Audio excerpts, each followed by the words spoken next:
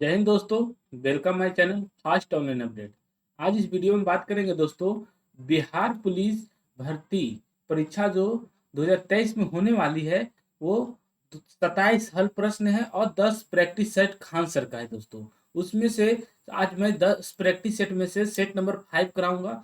आज चलिए सोल्यूशन करते हैं। सोल्यूशन करने से पहले आप अगर मेरे चैनल पर नए हैं तो आप सब्सक्राइब कर लें, ताकि इस तरह का मैं वीडियो लेकर आऊं तो सबसे पहले आप पर पहुंचे। चलिए स्टार्ट करते हैं दोस्तों। सेट नंबर ये 5 है। कितना है दोस्तों? Set number 5। चलिए क्वेश्चन नंबर 1 से स्टार्ट करते हैं। क्या कहता है दोस्तों, आइए ध्यान से देखिएगा।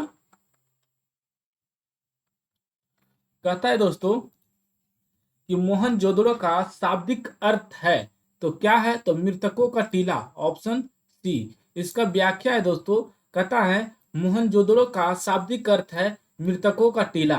यह पाकिस्तान के सिंध प्रांत का एक जिला है।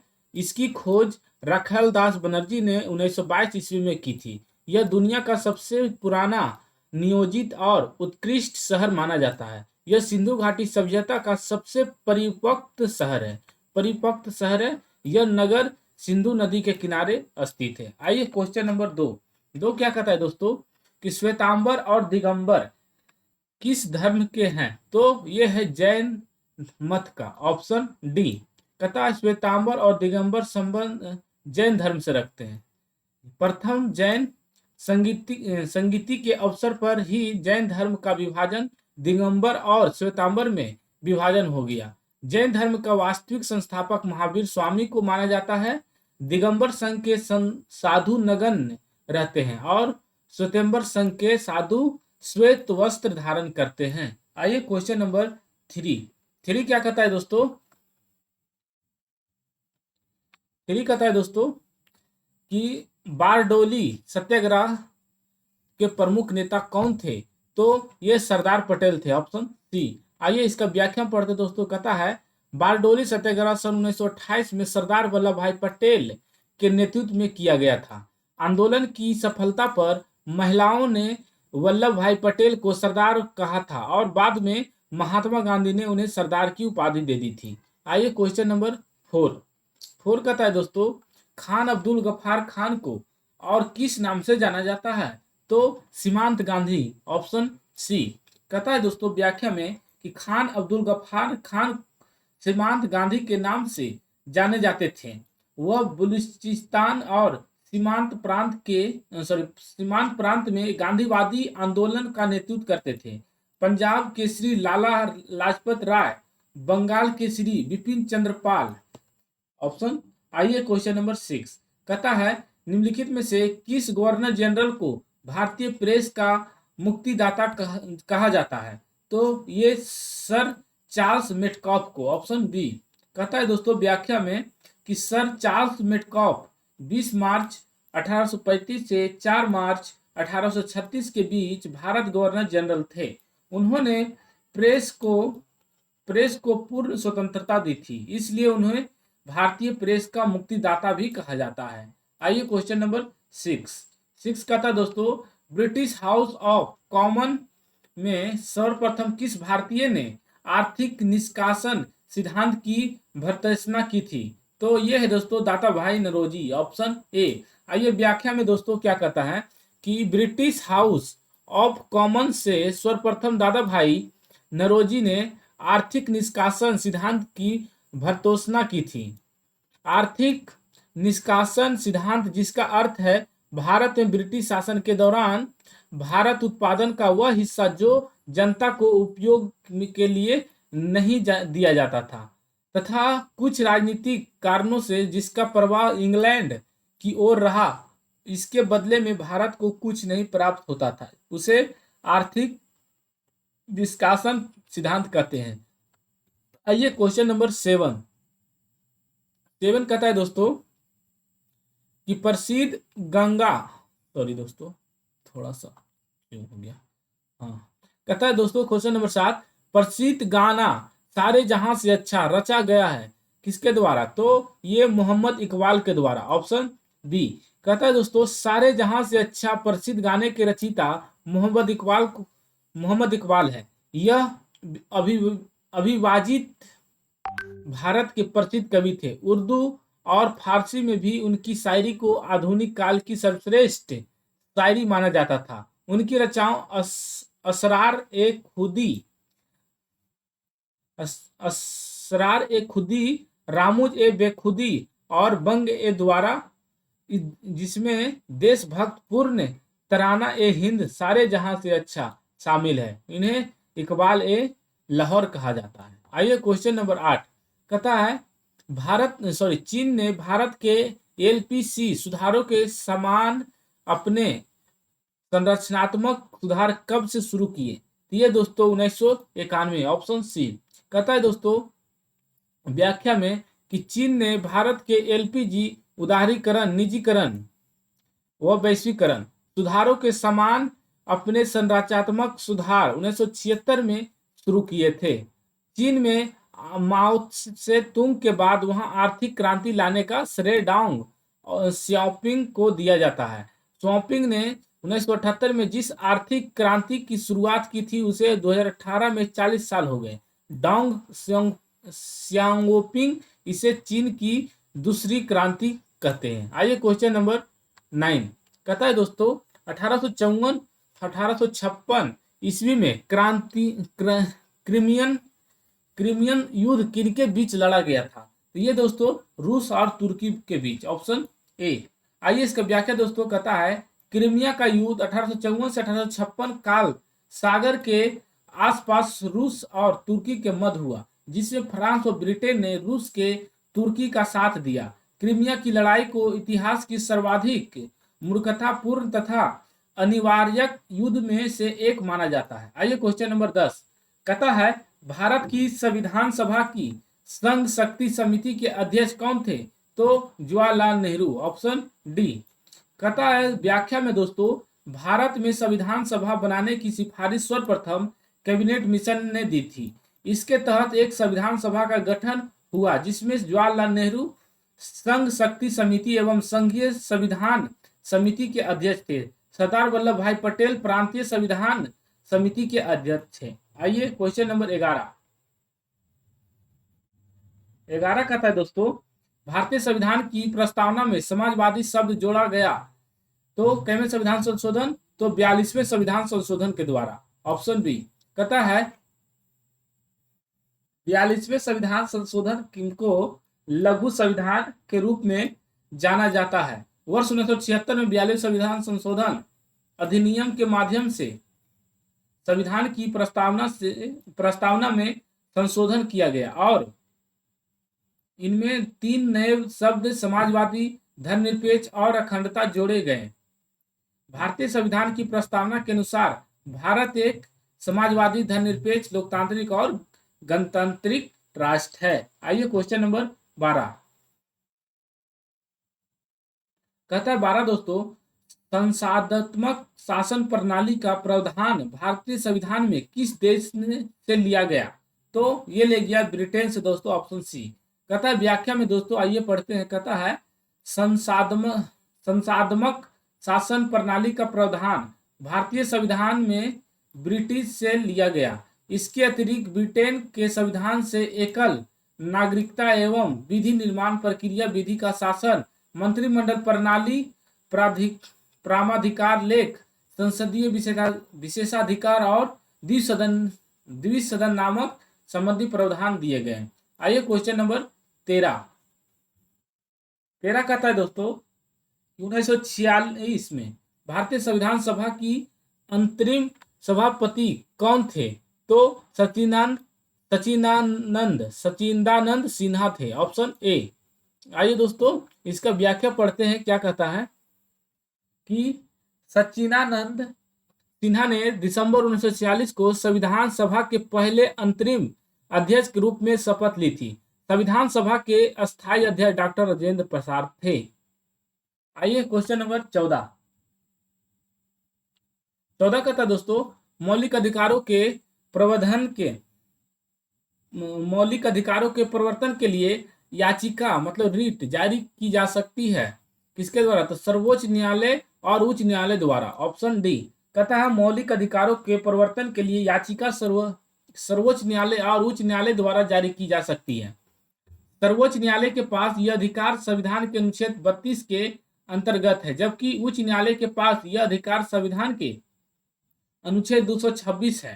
सर्वोच्च न्यायालय को मौलिक अधिकार के प्रवर्तन के लिए जारी करना अनिवार्य है, जबकि उच्च न्यायालय इसके इसके लिए माना भी कर सकता है। ऑप्शन आइए क्वेश्चन नंबर 15 का था दोस्तों, निम्न में से कौन सा सही है? तो कहता है जाकिर हुसैन भारत के पहले मुस्लिम राष्ट्रपति थे। एकदम सही है दोस्तों, ऑप्शन ही ए हो जाएगा। बाकी आइए इसका व्याख्या पढ़ते हैं। कहता है दोस्तों कि राष्ट्रपति भारत का प्रथम नागरिक कहलाता है और डॉक्टर जाकिर हुसैन भारत के तीसरे व प्रथम मुस्लिम राष्ट्रपति थे। इनका कार्यकाल 13 मई 1966 से 13 मई 1969 तक था। ये भारत के पहले राष्ट्रपति थे जिनका देहांत कार्यकाल के दौरान ही हो गया। आइए क्वेश्चन नंबर 16 का था दोस्तों, राज्यसभा के सदस्य का कार्यकाल कितना होता है? तो 6 वर्ष होता है। Option C. कहता है व्याख्या में दोस्तों कि राज्यसभा की लोकतंत्र का ऊपरी सदन होता है।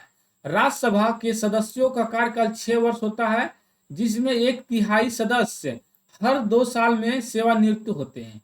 वर्तमान में राज्यसभा में 245 सदस्य होते हैं। आइए क्वेश्चन नंबर 17 कहता है बलवंत राय मेहता समिति ने किस प्रकार के पंचायत राज की संरचना की सिफारिश प्रदान की? तो ये 42वें संविधान संशोधन में। आइए क्वेश्चन व्याख्या इसका पढ़ते दोस्तों 17 का। कहता 1952 के सामुदायिक विकास कार्यक्रम की असफलता के कारण 1956 में बलवंत राय मेहता की समिति का गठन किया। बलवंत राय समिति ने त्रिस्तरीय पंचायती राज व्यवस्था बनाने का सुझाव दिया, जैसे जिला स्तर पर जिला परिषद, प्रखंड स्तर पर पंचायत समिति, ग्राम स्तर पर ग्राम पंचायत आदि। 1958 में इस समिति की सिफारिश को मंजूरी दे दी गई थी। आइए क्वेश्चन नंबर 18 कहता है निम्नलिखित में से कौन सा कथन राजनीतिक के निर्देशक सिद्धांत के विषय में सही नहीं है? तो ये सही नहीं है दोस्तों। यदि कोई सही नहीं है दोस्तों तो यही है ऑप्शन ए। यदि कोई राज्य राजनीति के निर्देशक सिद्धांत को लागू नहीं करता है तो उसके विरुद्ध न्यायालय में मामला दायर किया जा सकता है। यही है दोस्तों गलत। आइए क्वेश्चन नंबर इसका व्याख्या पढ़ते पहले दोस्तों 18 का। कहता है यदि कोई राज्य राजनीति के निर्देशक सिद्धांत को लागू नहीं करता है तो उसके विरुद्ध न्यायालय में मामला दायर किया जा सकता है। राज्य के नीति निर्देशक अनुपूर्ति की न्यायालय में चुनौती नहीं दी जा सकती। यह आयरलैंड के संविधान से लिए गए हैं। आइए क्वेश्चन नंबर 19 कहता है निम्न में से कौन सी भाषा सरकार के द्वारा शास्त्रीय भाषा घोषित की गई है? तो कन्नड़। Option A. कहता कन्नड़ भाषा को सरकार द्वारा शास्त्रीय भाषा घोषित किया गया है। अनुच्छेद 351 के तहत कुछ भारतीय भाषाओं को विशेष भाषा का दर्जा देने का प्रावधान है। संविधान की 8वीं अनुसूची में 22 भाषाओं का शामिल किया गया। शास्त्रीय भाषा का कम से कम 1500 से 2000 वर्ष पुराना इतिहास होता है। आइए क्वेश्चन नंबर 20 कहता चंद्रमा की घूर्णन अवधि कितनी है? तो 28 दिन। Option B. कहता चंद्रमा एक प्राकृतिक उपग्रह है जो सौर मंडल का 5वां सबसे विशाल उपग्रह है। यह क्रिकेट बॉल की तरह गोल है। यह सूर्य के प्रकाश से प्रकाशित होता है। चंद्रमा के घूर्णन अवधि 28 दिन की है। पृथ्वी से चंद्रमा का 59% भाग दिखाई देता है। कहता है 21 दोस्तों पेशावर एवं काबुल किसके माध्यम से एक दूसरे से जुड़े हैं? तो खैबर दर्रा से। Option A. कहता है दोस्तों व्याख्या में कि पेशावर और काबुल खैबर दर्रा के माध्यम से एक दूसरे से जुड़े हैं। यह दर्रा 50 किलोमीटर लंबा व 10 फुट चौड़ा है। पेशावर से काबुल तक इस दर्रे के माध्यम से भारतीय उपमहाद्वीप और मध्य एशिया के बीच आया जा सकता है। आइए क्वेश्चन नंबर 22 कहता है हिमखंडों के पिघलने का मुख्य कारण क्या है? तो भूमंडलीय ताप वृद्धि। Option C. कहता है हिमखंडों में बर्फ पिघलने का मुख्य कारण भूमंडलीय ताप वृद्धि है। इसका अर्थ पृथ्वी के वायुमंडल और महासागर के औसत तापमान में 20वीं शताब्दी से हो रही वृद्धि और इसकी अनुमानित निरंतरता से है। आइए क्वेश्चन नंबर 23 कहता है विश्व की सबसे गहरी झील कौन सी है? तो बैकाल झील है, ऑप्शन ए। आइए इसका व्याख्या पढ़ते हैं। विश्व की सबसे गहरी झील बैकाल झील है। दुनिया की सबसे प्राचीन और गहरी झील भी है। यह झील 3 करोड़ वर्ष से बनी हुई है। कैस्पियन सागर विश्व की सबसे ज्यादा पानी वाली झील है।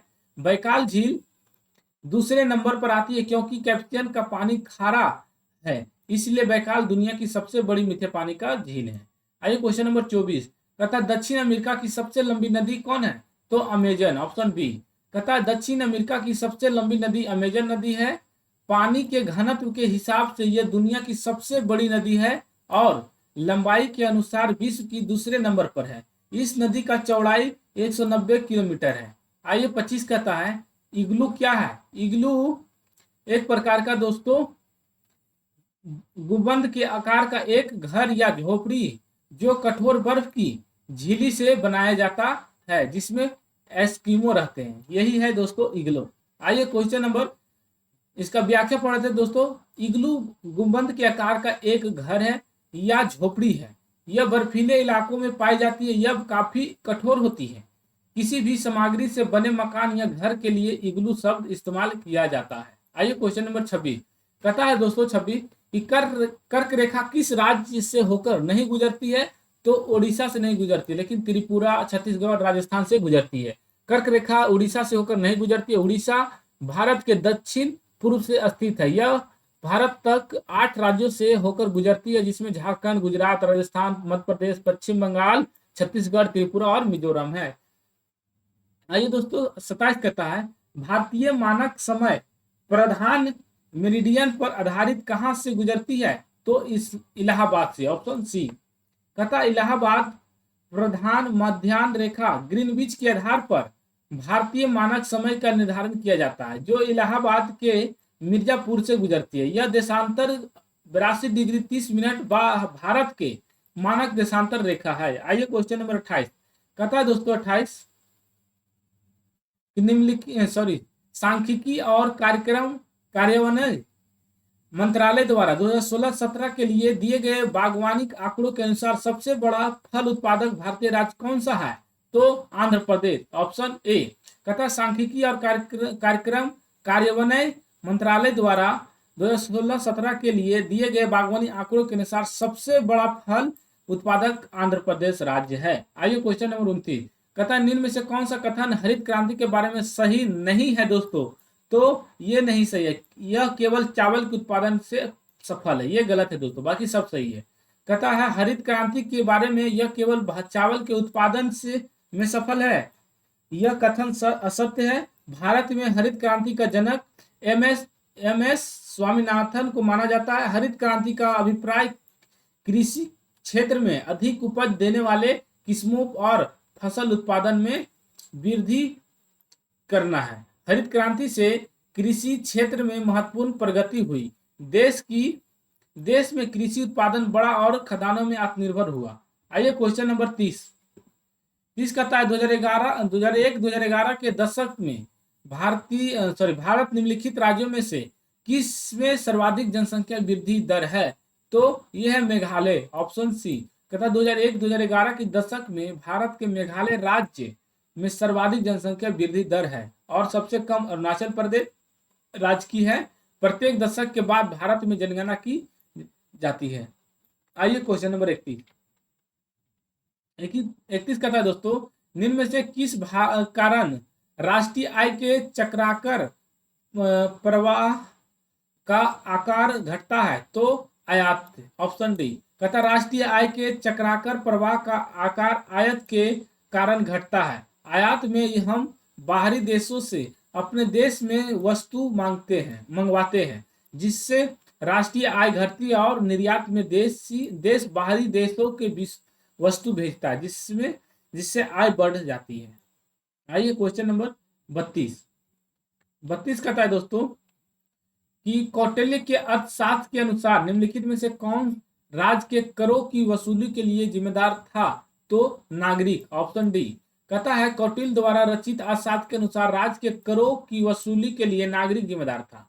अर्थशास्त्र कौटिल्य द्वारा रचित ग्रंथ है। कौटिल्य चंद्रगुप्त के राजनीतिक गुरु एवं मुख्यमंत्री थे।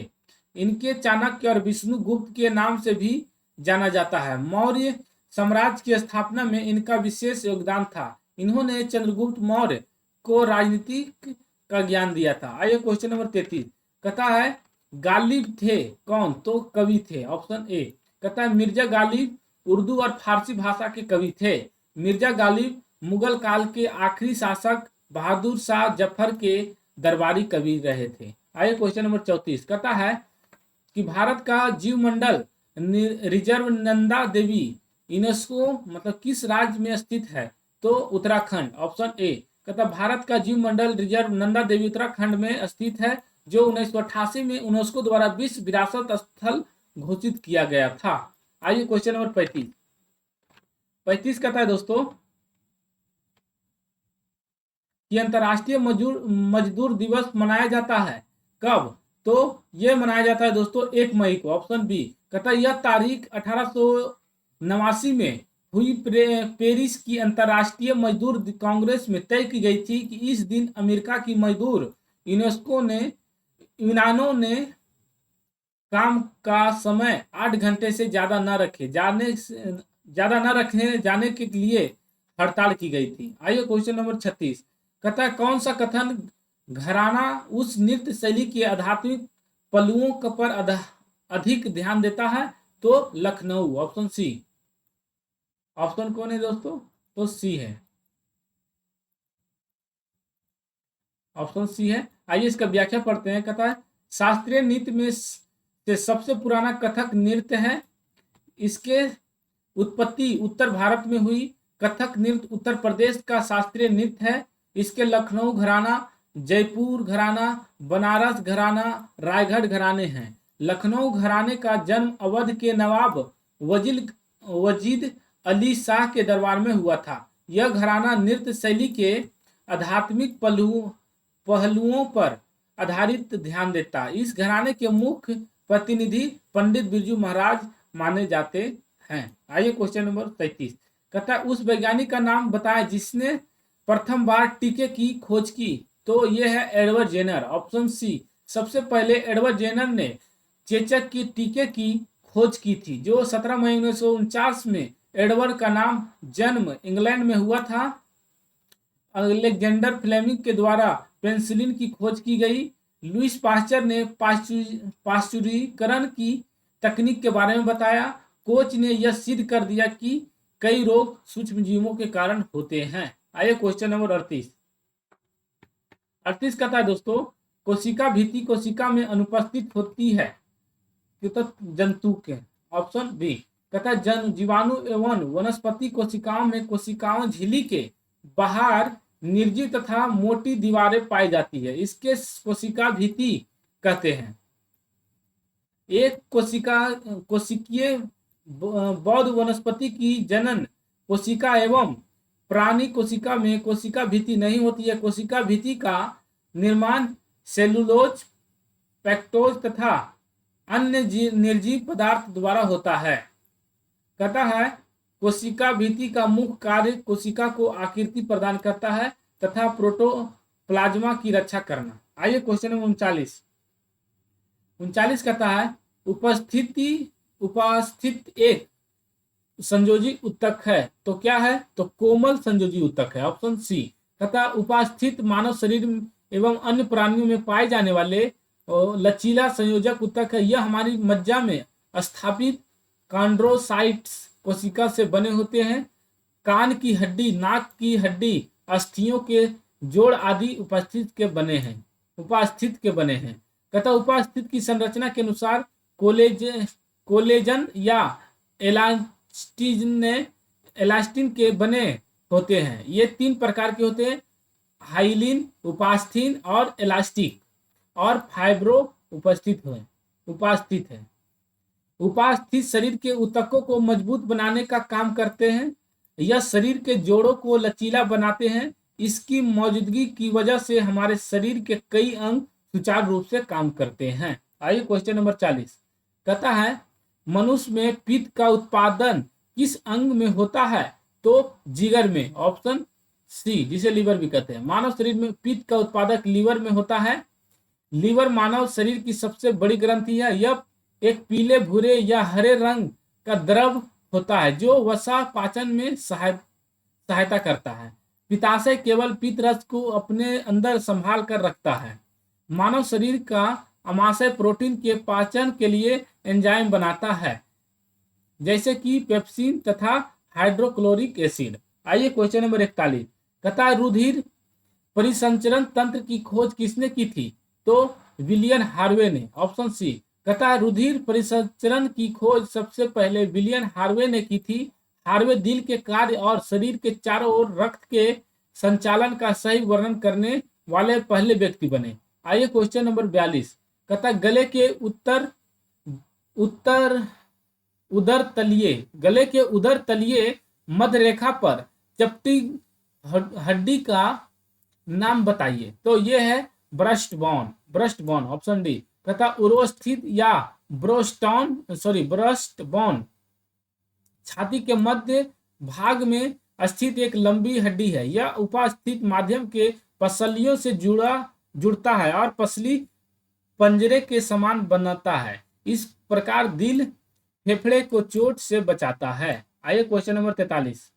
कहता है 43 दोस्तों, निम्नलिखित में से कौन सा आपको एक व्युत्क्रम वर्ग बनाने देता है जो एक आधार वर्ग से अधिक विशेषताओं को आनुवंशिक रूप से प्राप्त करता है? तो बहु इनहेरिटेंस। Option B. कहता बहुक्रियात्मक विरासत का अर्थ है कि कई कारक बहुक्रियात्मक मतलब जन्म दोष पैदा करने में शामिल है। कार्यक्रम आमतौर पर आनुवंशिक और पर्यावरण दोनों होते हैं, जहां अज्ञात पर्यावरण कारकों के अलावा माता पिता दोनों के जीन का संयोजन गुण या स्थिति उत्पन्न करता है। आइए क्वेश्चन नंबर 44। तथा पोलियो तथा चेचक की बीमारियों के होने का कारण है क्या? तो विषाणु। Option C. तथा व्याख्या में दोस्तों, चेचक की शीतला बड़ी माता या स्मॉल पॉक्स के नाम से भी जाना जाता है, जो एक विषाणु जनित रोग है जो 2 वायरस के कारण होती है।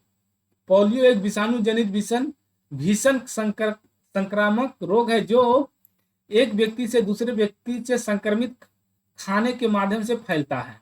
पोलियो को पोलियोमेटाइटिस भी कहा जाता है, मेलाइटिस। आइए क्वेश्चन नंबर 45। कहता वो पादप है जिसमें बीज फलों के भीतर होते हैं कहलाते हैं एंजियोस्पर्म। Option A. कहता हमारे सर्वाधिक परिचित पौधे जैसे मटर, आम, नारियल, गेहूं व चावल आवर्त बीजी वर्ग के हैं। इनके बीज सदैव फलों के अंदर रहा करते हैं। फल परिपक्व निषेचित अंडाशय होता है। आइए क्वेश्चन नंबर 46। कहता है क्वाशियोर बीमारी किसकी कमी के कारण होती है? तो प्रोटीन की कमी। Option C. कहता बच्चों के शरीर में जब प्रोटीन के और कैलोरी की कमी होती है कुपोषण, तो उनमें मेरेसम्स और क्वाशियोरकर जैसी बीमारियां होती है। ऑप्शन हो गया दोस्तों सी। आइए इसका 47 कहता है ऊपरी वायुमंडल की ओजोन परत निम्न में से मुख्यतः किसके द्वारा नष्ट हो रही है? तो ये दोस्तों क्लोरोफ्लोरोकार्बन CFC। आइए वायुमंडल की ऊपरी सतह में ओजोन की मात्रा का कम होना ओजोन विहीनता कहलाता है। जिन रसायनों के कारण यह स्थिति उत्पन्न होती है वे ओजोन क्षरण पदार्थ कहलाते हैं। कहता है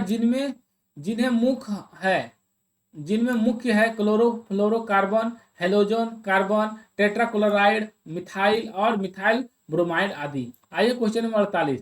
कहता भार का एसआई मात्रक क्या है? तो न्यूटन है। Option B. कहता भार का एसआई मात्रक न्यूटन है। इसे W से प्रदर्शित किया जाता है। भौतिकी में किसी वस्तु पर पृथ्वी के गुरुत्वाकर्षण के भाव को भार या वजन कहते हैं। भार का सूत्र W बराबर mg, जहां W बराबर भार, m बराबर द्रव्यमान, g बराबर गुरुत्वीय त्वरण है। बल की इकाई भार के बराबर होता है। आइए क्वेश्चन नंबर 49 कहता है अस्थिर गति के साथ वृत्ताकार पथ में चल रही वस्तु का त्वरण होता है। तो चल त्वरण। Option A. कहता है जब कोई वस्तु स्थिर गति के साथ वृत्ताकार पथ में चल रही होती है तो उसका चर त्वरण कहलाता है। धनात्मक त्वरण का अर्थ है कि वेग समय के साथ बढ़ रहा है। शून्य त्वरण का अर्थ है कि वे वेग एक समान अथवा नियत है, जबकि ऋणात्मक त्वरण का अर्थ है कि वे वेग समय के साथ घट रहा है। आइए क्वेश्चन नंबर 50। 50 कहता है कि कोई स्थिर बल किसी वस्तु पर 100 सेकेंड के लिए काम कर रहा है, जो वेग का मान 18 किलोमीटर प्रति घंटा से 36 किलोमीटर प्रति घंटा कर देता है, तो बल का मान क्या हो जाएगा? तो इसका 0.05 न्यूटन हो जाएगा। इसका एफ बराबर होता है दोस्तों डेल्टा बटे पी टू माइनस P1 बटे टी। P2 दोस्तों हो गया 36 किलोमीटर प्रति घंटा, इसको 10 इसको मीटर पर सेकेंड में 18/5 से गुना करेंगे दोस्तों, तो हो जाएगा 10 मीटर पर सेकेंड। P1 को भी मीटर पर सेकेंड में बदलेंगे दोस्तों, तो 18 है, 18 बचे 5 से 5/18 से करेंगे तो 5 किलोमीटर प्रति घंटा आ जाएगा, मीटर पर सेकेंड में आ जाएगा दोस्तों। इसी प्रकार F बराबर हो जाएगा, होता है दोस्तों P2 माइनस P1, तो P2 माइनस P1 कर दिए 10 माइनस 5 बटे टी हो गया 100 मार दिए तो 0.5 N आ जाएगा। इस तरह हो गया दोस्तों डी। आइए क्वेश्चन नंबर 51 कहता है बैगनी रंग के प्रकाशित की तरंग दैर्घ्य लगभग होता है कितना? तो ये होता है दोस्तों 455 के पावर माइनस 390 nm। कहता है इतना nm बैगनी रंग के प्रकाश की तरंग दैर्घ्य होती है। एमस्ट्रॉम में बैगनी रंग के प्रकाश की तरंग दैर्घ्य 339 एंगस्टन होती है। लाल रंग के प्रकाश की तरंग दैर्घ्य सबसे अधिक होती है, वह बैगनी रंग के प्रकाश की तरंग दैर्घ्य सबसे कम होती है। आइए क्वेश्चन नंबर 52 कहता है दोस्तों तापमान बढ़ने पर ध्वनि पर क्या प्रभाव पड़ता है? तो बढ़ती है। ऑप्शन बी कहता है तापमान को बढ़ने पर वायु में ध्वनि का वेग बढ़ता है। आयात तथा आवृत्ति के परिवर्तन से वायु में अधिक वेग प्रभावित नहीं होता है। आइए 53 कहता है उष्मा का एसआई मात्रक क्या है? तो जूल है। ऑप्शन सी कहता है जूल अंतरराष्ट्रीय इकाई प्रणाली के अंतर्गत ऊर्जा या कार्य की एक व्युत्क्रम इकाई है। 1 जूल 1 न्यूटन बल की दिशा में 1 मीटर दूरी तक लगाने में या फिर 1 एम्पियर की वैद्युत धारा को 1 ओम के प्रतिरोध से 1 सेकेंड तक गुजारने में व्यय हुई ऊर्जा या किए गए कार्य के बराबर होता है। आइए क्वेश्चन नंबर 54 कहता है दोस्तों आसमान का नीला रंग होने का कारण क्या है? तो प्रकाश का प्रकीर्णन। ऑप्शन बी कहता प्रकाश का प्रकीर्णन वह है जिसमें ऊर्जा का वाहक और प्रकीर्णन होने वाला विकिरण प्रकाश होता है। जब प्रकाश किसी ऐसे माध्यम से गुजरता है जिसमें धूल व अन्य पदार्थों के अत्यंत सूक्ष्म कण होते हैं, जो उनके द्वारा प्रकाश सभी दिशाओं में फैल जाता है, जिसे प्रकाश का प्रकीर्णन कहते हैं। जिस रंग के कारण प्रकाश की तरंगदैर्घ्य सबसे कम होती है उस रंग का प्रकीर्णन सबसे अधिक होता है, तथा जिस रंग की प्रकाश की तरंगदैर्घ्य सबसे अधिक होती है उस रंग का प्रकीर्णन सबसे कम होता है। जैसे आकाश का रंग है, सूर्य के प्रकाश के प्रकीर्णन के कारण नीला दिखाई देता है। आइए 55 कहता है वैद्युत रासायनिक प्रक्रिया जो एनोड पर होती है वो ऑक्सीकारक है। ऑप्शन ए कहता है एनोड पर प्रतिक्रिया ऑक्सीकारक है और कैथोड पर अपचयन है। यहाँ एनोड सकारात्मक है और कैथोड नकारात्मक इलेक्ट्रोड है। आइए 56 कहता है तापमान और दबाव की समान परिस्थितियों में सभी गैसों के समान आयतनों में अणुओं की समान संख्या होती है। यह है तो एवोगाड्रो का नियम। ऑप्शन बी कहता है एवोगाड्रो के नियम के अनुसार समान ताप और दाब पर गैसों के बराबर आयतनों में अणुओं की संख्या बराबर होती है। बॉयल के नियम में कहा गया कि नियंत्रण तापमान पर गैस का दबाव P इसकी मात्रा V या PV बराबर K के साथ भिन्न होता है, जहां K एक स्थिरांक है। चार्ल्स नियम कहता है कि निरंतर दबाव में गैस का आयतन भी इसके पूर्ण मतलब केल्विन तापमान T या V बटे T बराबर K सीधे अनुपातिक होता है। आइए क्वेश्चन नंबर 57 कहता है निम्नलिखित में से कौन सा तत्व एक अधातु है जो कमरे के तापमान पर द्रव अवस्था में रहता है? तो ब्रोमीन। ऑप्शन बी कहता 1826 में ब्रोमीन की खोज फ्रांस के वैज्ञानिक बेलार्ड ने की थी। ब्रोमीन आवर्त का 17 समूह का तत्व है। ब्रोमीन का उपयोग कागज बनाने में तथा फोटोग्राफी प्लेट में किया जाता है। ब्रोमीन धातु के केवल सामान्य ताप पर द्रव अवस्था में रहता है। आइए क्वेश्चन नंबर 58। कहता एक तत्व की द्रव्यमान संख्या 32 तथा परमाणु संख्या 16 है। इसके परमाणु में न्यूट्रॉनों की संख्या कितनी है? तो 16। Option B. न्यूट्रॉनों की संख्या द्रव्यमान संख्या परमाणु संख्या बराबर होता है 32 माइनस 16, इसका 16। न्यूट्रॉनों की संख्या बराबर होता है द्रव्यमान संख्या माइनस परमाणु संख्या। तो द्रव्यमान हो गया 32 और द्रव्यमान संख्या हो गया 32 और परमाणु संख्या हो गया 16, तो इसलिए 32 माइनस 16 तो 16 हो गया। Option B. आइए क्वेश्चन नंबर 59 कहता है निम्न में से कौन सी अक्रिय गैस नहीं है? तो हाइड्रोजन। Option C. कहता वह तत्व जिसके आखिरी कक्ष में 2, 8, 18, 32 इलेक्ट्रॉन पाए जाते हैं वह अक्रिय तत्व कहलाते हैं, जैसे कि हीलियम, नियॉन, आर्गन, जीनॉन आदि। जबकि हाइड्रोजन एक अक्रिय गैस ना होकर काफी रिएक्टिविटी गैस है,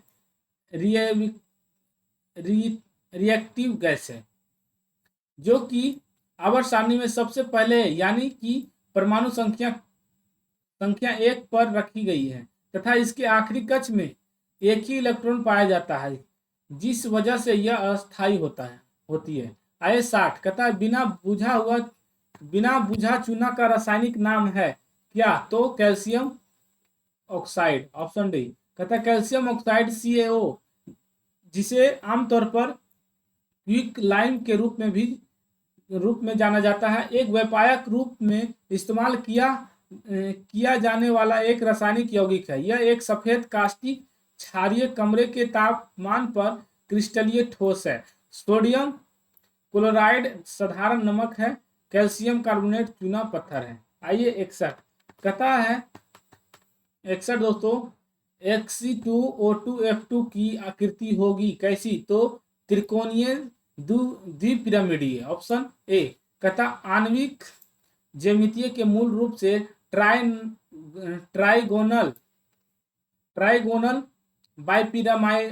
बाइपिरामाइडल कहा जाता है, लेकिन भूमध्य रेखीय स्थिति पर अकेली जोड़ी की उपस्थिति के कारण वास्तविक आकार सी-सा है। कहता है 62 दोस्तों कि एक पेड़ में गुरुत्वाकर्षण के विरुद्ध जल की गति का परम कारण है क्या? तो वाष्पोत्सर्जन। Option B. आइए इसका व्याख्या। कहता है जिस प्रक्रिया में तने में पत्तियों या मस्तूर में स्टोमेटा के माध्यम से जल के वाष्प के रूप में जल के हानि होती है वह वाष्पोत्सर्जन है। आइए 63 कहता है रासायनिक परिवर्तन के लिए असत्य कथन छाटिए। तो असत्य है दोस्तों यह उत्क्रमणीय परिवर्तन है। ऑप्शन ये हो जाएगा। कहता है जब भी कोई रासायनिक परिवर्तन होता है, जब रंग बदलता है तो नया पदार्थ बनता है, ऊर्जा में परिवर्तन होता है, कोई गंध उत्पन्न होती है। आइए क्वेश्चन नंबर 64 कहता है दोस्तों कार्बोरेंडम क्या है? तो कार्बोरेंडम एक सिलिकॉन कार्बाइड है। सिलिकॉन कार्बाइड मतलब इसकी खोज सन 1891 में एडवर्ड गुडरिच एचेसन ने की थी। सिलिकॉन कार्बाइड अथवा कार्बोड्रम सिलिकॉन तथा कार्बन का यौगिक है। इसका सूत्र SiC है। घनत्व 3.21 ग्राम सेंटीमीटर क्यूब है। आइए 65 कहता अत्यधिक किण्वन से आप क्या समझते हैं? तो अत्यधिक किण्वन से यह स्पष्ट जल में ईंधन के रूप में हाइड्रोजन उत्पन्न करने का पद्धति है। कहता है किण्वन एक जैव रासायनिक प्रक्रिया है। इसमें जटिल कार्बनिक यौगिक सूक्ष्म जीवों की सहायता से सरल कार्बनिक यौगिक में विघटित होते हैं। इस क्रिया में ऑक्सीजन की आवश्यकता नहीं पड़ती है। किण्वन के प्रयोग से अल्कोहल या शराब का निर्माण होता है। आइए 66 कहता है नीली क्रांति से संबंधित है कौन? तो मछली। Option D. कहता है शब्द नीली क्रांति एक्वा कल्चर के उद्भव के संदर्भित करता है। एक्वा कल्चर जलीय पौधे और जानवरों की खेती है। आइए 67 कहता है शैशव शब्द से बना संज्ञा शब्द है कौन? तो भाववाचक। Option A. कहता है शैशव शब्द भाववाचक संज्ञा के अंतर्गत आता है। भाववाचक संज्ञा से अभिप्राय जिन संज्ञा के द्वारा पदार्थ के धर्म, गुण, भाव, दोष आदि को बोध हो उसे भाववाचक संज्ञा कहते हैं, जैसे क्रोध, मिठास, खटास, शैशव आदि।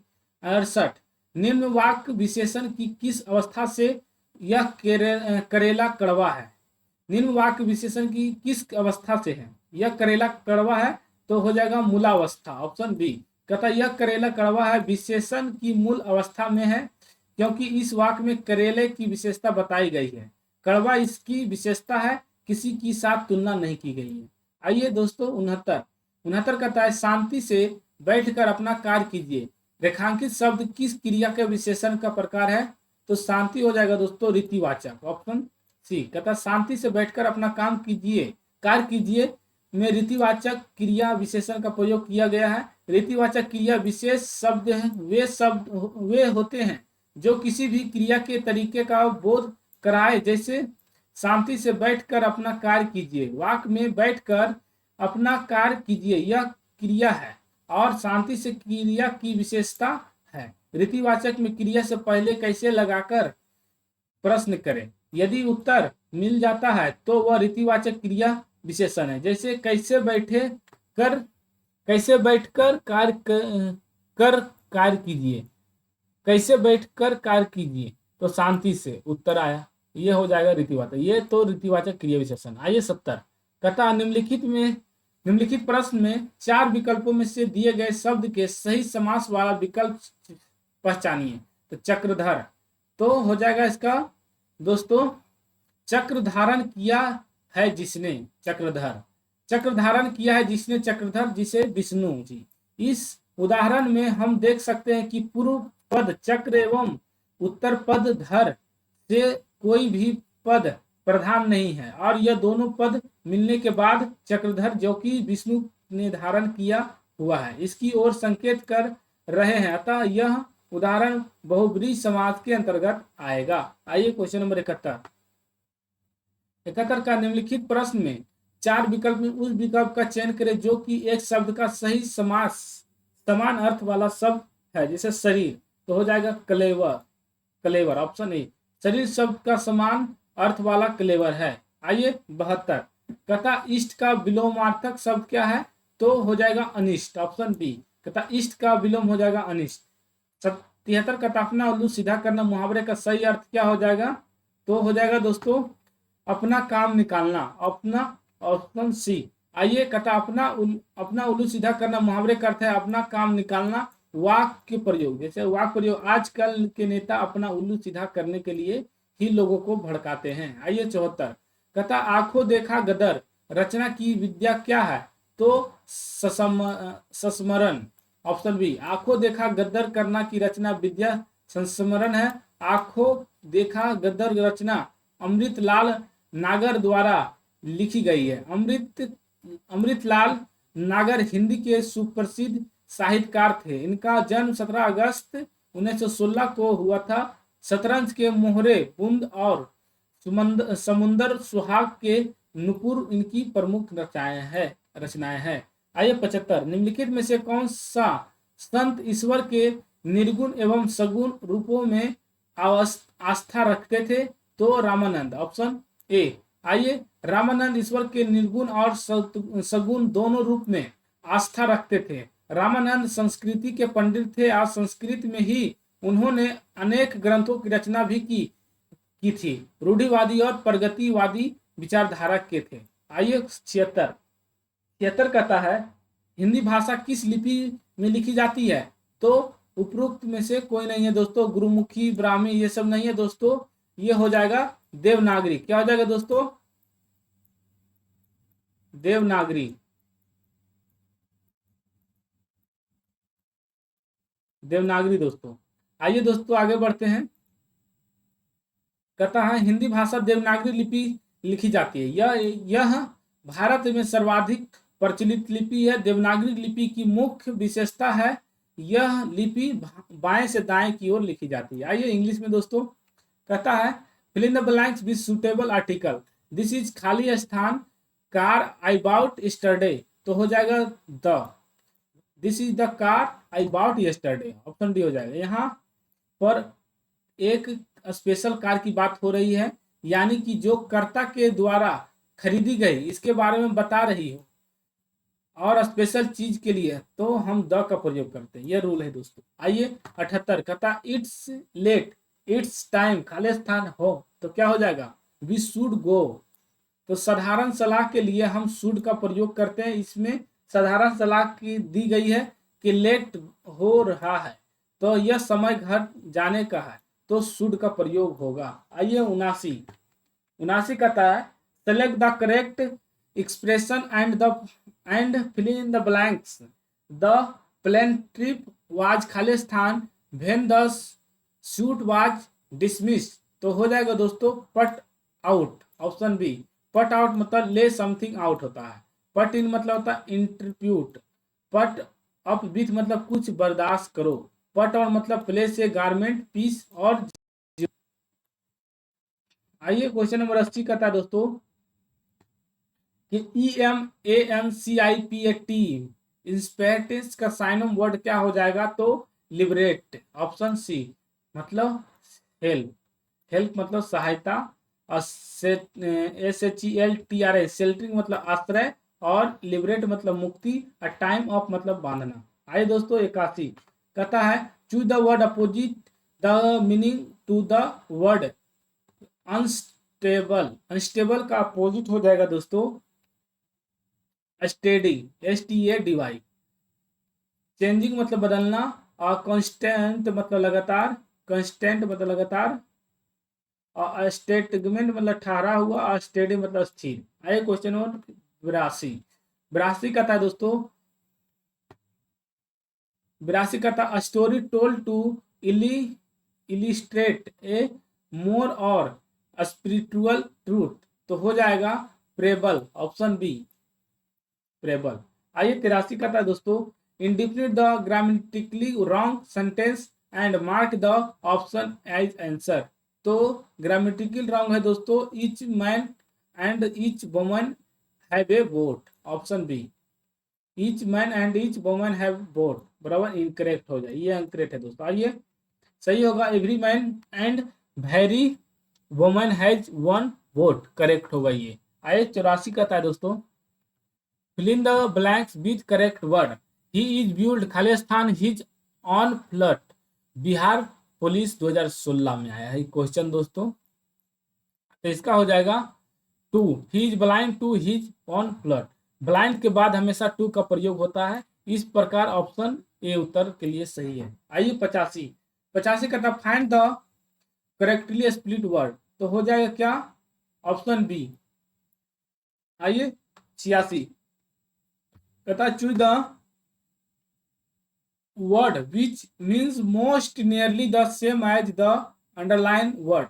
तो he did not know that Raman RAMAN Raman was teacher's TECHER teacher's friend. तो इसका हो जाएगा फॉल्स एंड डिसलॉयल। टीचरस वह होता है जिस पर कभी ट्रस्ट नहीं किया जा सकता। इस प्रकार डी सही उत्तर होगा। आइए 87 कहता वह जोड़ा चुनिए जिसमें संख्या उसी प्रकार एक दूसरे से संबंधित है जिस प्रकार 17 और 24 से संबंधित है। तो देखिए दोस्तों इसका होगा व्याख्या में, देखिए दोस्तों बी होगा ऑप्शन, क्योंकि जिस प्रकार 17 गुने 3 करेंगे तो 7 गुने 3 करेंगे 21 प्लस 3 जोड़ देंगे 24। उसी प्रकार इसमें देखिए तो 7 गुने 3 23 गुने 3 करेंगे तो 23 या 69 और 3 जोड़ देंगे तो क्या हो जाएगा 69 और 3 72। इस तरह ऑप्शन बी हो जाएगा। आइए इसका देखते हैं 88 कहता है निम्न श्रृंखला में रिक्त स्थानों पर आने वाले विकल्प का चयन कीजिए। जैसे 81 है 121 169 225, आगे क्या होगा। जैसे दोस्तों 9 का वर्ग है, उसके बाद 11 का, उसके बाद 13 का, उसके बाद 15, उसके बाद क्या हो जाएगा 17 का। 17 क्या होता है 289, ऑप्शन बी हो जाएगा। आइए देखिए 89 कहता इस प्रकार इस विकल्प का चयन कीजिए जो कि दिए गए कथनों और निष्कर्षों के बारे में सही कथन है। कहता सभी डोसा इडली है। इसको जब जितना भी डोसा है, डोसा सभी डोसा इडली है, ठीक। और कहता है कुछ पूरियां डोसा नहीं है। कुछ पूरियां, पूरी ये हो गया दोस्तों पूरी हो जो है, कुछ इडली नहीं है, डोसा नहीं है, इसके साथ नहीं लगा है, ये हो सकता है। तो बोला है सभी इडलियां पूरियां हैं, सभी इडली पूरियां हैं, नहीं सभी नहीं है, कुछ हो सकता था, ये गलत है। ये एक नंबर गलत हो गया। कहता है कुछ पूरियां इडलियां नहीं है, कुछ पूरियां इडलियां नहीं है, इतना हिस्सा जो है नहीं है, तो ये सही हो जाएगा ऑप्शन बी। केवल 2 अनुसरण करता है, ऑप्शन सी हो जाएगा। आइए 89 देखते हैं। कहता वेन डायग्राम से स्पष्ट है कि इडलियां पूरियां नहीं है, कुछ इडलियां नहीं है। आइए 90 कहता यदि केला सेब है, सेब अंगूर है, तो अंगूर आम है, तो आम कष्ट फल है, तो कष्ट फल तारबूज है, तो इनमें से कौन सा एक पीला फल है? यह केला सेब है, यह केला, यदि केला सेब है तो और सेब अंगूर है, अंगूर आम है, आम कष्ट फल है, तो आम पीला भी होता है, तो कष्ट फल ही हो जाएगा दोस्तों, तो ऑप्शन हो जाएगा डी। कहता है यहाँ आम को कष्ट फल कहा जाता है अतः आम पीले रंग का होता है। आइए 91। कहता सुनीता दक्षिण की ओर जाती है और बाएं मुड़ती है। दक्षिण की ओर देखिए दोस्त, नीचे आया और बाएं मुड़ा, और मुड़ती है और फिर बाएं मुड़ती है, दक्षिण मुड़ा सॉरी दाएं मुड़ती है, उसके बाद फिर बाएं मुड़ती है। इसका क्या, पहले सुनीता दक्षिण की ओर जाती है, ठीक है, दक्षिण नीचे आ गया, अब वो बाएं मुड़ती है, इसका बाएं इधर हो गया दोस्तों, ठीक है। उसका फिर दाएं मुड़ती है, दाएं नीचे हो गया दोस्तों, और फिर बाएं मुड़ता है, बाएं इसका इधर हो गया दोस्तों। अब बोल रहा है सुनीता अब किस दिशा में, तो इधर होता है पूर्व। क्या होता है दोस्तों? पूर्व। पूर्व कौन है? तो ए ऑप्शन। आइए आगे देखते हैं। कहता है दोस्तों 92 कि 8, 18, 24 को समानुपाती चौथा संख्या क्या होगा? तो देखिए 8/18 करेंगे दोस्तों, 24/x, इसको गुना कीजिए, x निकालते हैं तो 24 को जे को त्यों रहेगा, जो गुना भागम है वो गुनाम आ गया दोस्तों, जो गुनाम है वो भागम आ गया, तो 8 से करें 8 24, 18 54, 54 कहाँ है? तो ऑप्शन डी में। आइए 93। कहता है एक उम्मीदवार को किसी परीक्षा को उत्तीर्ण करने के लिए 40% अंक प्राप्त करने जरूरी है। यदि 220 अंक प्राप्त करने वाला उम्मीदवार 20 अंकों से अनुत्तीर्ण हो गया तो उस परीक्षा में अधिकतम अंक क्या है? अगर 220 अंक 20 अंक वाला तो मतलब 240 लाता दोस्तों तो पास कर जाता, 20 अंक से फेल हुआ था। देखिए एक्स का मान, एक्स का 40%, 220 प्लस 20, तो एक्स का क्या निकल जाएगा? एक्स बटे 40/100 बराबर 240। एक्स का वैल्यू हो जाएगा दोस्तों, इसको काटिए, एक शून्य से एक शून्य कट जाएगा, और 4×6 24, तो 600, 6 गुना 100 इक्वल टू 600। 600 कहाँ है? Option C. आइए 94। 94 कहता है यदि एक व्यक्ति 10 किलोमीटर प्रति घंटा की बजाय 14 किलोमीटर प्रति घंटा से चलता है तो वो 20 किलोमीटर ज्यादा चल सकता है, इसके द्वारा तय की गई वास्तविक दूरी क्या है? स्पीड बड़ा होता है दोस्तों, अगर 10 की जगह वो 14 चलता, ठीक है, तो वो 20 किलोमीटर चलता, 20 किलोमीटर ज्यादा चलता। इसको काटिए दोस्तों, 2×5 = 10 और 2×7 = 14, 5:7 हो गया। कर रहा है यूनिट, 2 यूनिट बराबर क्या है? वो कर रहा है 20 है, 2 यूनिट बराबर 20 किलोमीटर, 1 यूनिट बराबर 10 हो जाएगा। तो पूछा वास्तविक दूरी कितना है? यहाँ देखिए, देखो यहाँ टाइम सेम है, इसलिए चाल का अनुपात दूरी का अनुपात वही होगा, तो 5 यूनिट बराबर 5 × 10 हो जाएगा 50 किलोमीटर, 50 है ऑप्शन ए। आइए क्वेश्चन नंबर थोड़ा सा, हाँ 95। कहता है एक कार्य को 16 दिन में कर सकता है, अब बी उसी कार्य को 12 दिन में कर सकता है, सी की मदद से इस कार्य को 4 दिनों में कर लेता है, सी अकेले उस कार्य को कितना करेगा? तो देखिए दोस्तों, यहाँ ए अकेला 16 दिन में कर रहा है और बी 12 दिन में कर रहा है, और ए प्लस बी प्लस सी तीनों मिलकर 4 दिन में करता है। इसका एलसीएम निकालिए दोस्तों, ये तीनों का एलसीएम निकालिएगा तो कितना हो जाएगा? इसका एलसीएम 16×3 = 48, हाँ 48 हो जाएगा एलसीएम दोस्तों। तो 16×3 = 48 हो गया, देखिए, अब 12×4 = 48 हो गया, 4 यूनिट, और चारों मिलकर और 12×4 = 48, तो 4 यूनिट कर रहा है। अब किसी की सहायता से कार्य क्षमता, तो सी कितना, अगर दोनों ए प्लस बी तीनों मिलकर करता है 12 यूनिट, तो 4 ए प्लस बी मिलकर 7 करता है, तो सी के कितना हो जाएगा? 4×3 = 7 में 12 में से 7 गया तो कितना हो गया? तो 5, तो सी कार्य करता है 5, तो कर रहा है सी अकेले उस कार्य को कितना करता है, सी टोटल कार्य कितना है तो 48, तो 48/5 कर दीजिए तो हो जाएगा कितना, तो पनी 40, पन 45 और 3 और 0 35 9 पॉइंट, इसको अनुपूर्णांक में बदलना है तो दोस्तों देखिए हो जाएगा पन पन 45 और 3 48, ऑप्शन बी हो जाएगा। आए दोस्तों, कहता एक कक्षा में लड़की की सहायता सॉरी एक कक्षा में लड़के की औसत उम्र कक्षा के में लड़कियों की संख्या से दुगनी है। ठीक है, लड़कियों की औसत दुगनी है। ठीक है, यदि 36 की कक्षा में लड़कों तथा लड़कियों का अनुपात 5:1 है। ठीक है, 5:1 है लड़कों और लड़कियों के, तो कक्षा में लड़कों की उम्र का योग वर्ष में कितना होगा। तो देखिए दोस्तों 5 और 6 बराबर कितना दिया है टोटल, यदि 36 है तो 1 यूनिट बराबर कितना आ गया 6 आ गया। लड़कों की संख्या 5 यूनिट, 5 इंटू 6 करेंगे 1 यूनिट बराबर 6, तो 6 35 लड़के होंगे और लड़कियों की संख्या 1 यूनिट इंटू 6 तो 6 हो गया। कल लड़कों की औसत उम्र कितना, तो योग निकालेंगे 6 दूनी 12 हो जाएगा, 12 वर्ष हो गया। तो कक्षा में लड़कों की उम्र का योग क्या होगा 30 इंटू 12 इंटू 360, योग पूछा है तो 30 इंटू 12 कर देंगे, ऑप्शन 360 डी में है। आइए क्वेश्चन नंबर 97 कहता बुध को ज्ञानदय की प्राप्ति कहाँ हुई, मतलब ज्ञान की प्राप्ति कहाँ है तो बोध गया में, ऑप्शन ए। कहता 98 बिहार में निम्नलिखित में से किस स्थान पर पहली बार चाय बागानों की स्थापना की गई, तो यह है काठूरंग, ऑप्शन ए।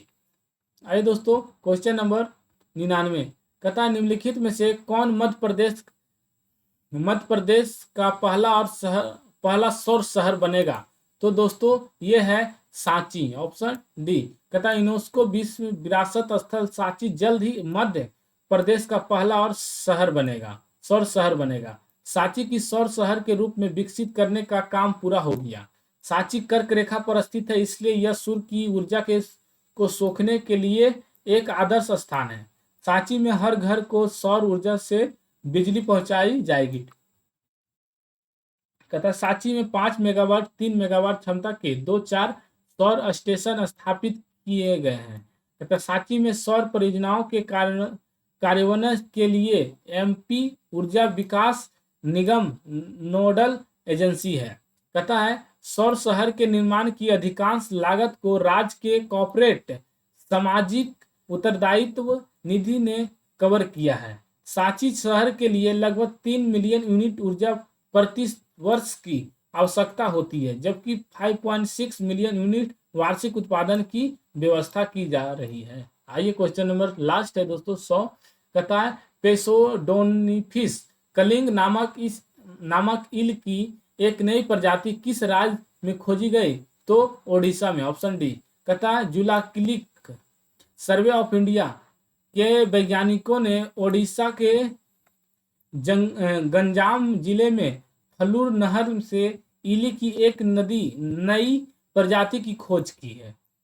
प्राचीन ओडिशा के नाम पर इस प्रजाति का नाम पेसोडोनिफिस कलिंग रखा गया है। कहता है इसकी लंबाई 560 किलोमीटर से लेकर 7 मीटर तक होती है। यह ऑफिसथिडे परिवार और ऑर्डर एंगुलीफॉर्मस से संबंधित है। कहता है इस नई प्रजाति का शरीर गहरे जैतून भरा और हल्के सफेद रंग का है और दोनों रंग पार्श्व की ओर मिलते हैं। आइए आगे देखते हैं। कहता है शोधकर्ताओं ने गहन जांच किया और पाया कि यह प्रजाति कई पहलुओं में पेसोडोनिफिस बोरो से अलग है। बेरहमपुर विश्वविद्यालय और रेवेन्सा विश्वविद्यालय कटक के वैज्ञानिकों के सहयोग से जेडएसआई के एस्टूरिन बायोलॉजी क्षेत्रीय केंद्र ने इस प्रजाति की खोज की। इस तरह दोस्तों सेट खत्म होता है। और अगर वीडियो अच्छा लगे दोस्तों तो लाइक और सब्सक्राइब और शेयर करना ना भूलें। अगर इसका पीडीएफ लेना चाहते हैं तो डिस्क्रिप्शन में लिंक डाल दिए दोस्तों, आप वहां से टेलीग्राम में जुड़कर पीडीएफ ले सकते हैं। जय हिंद।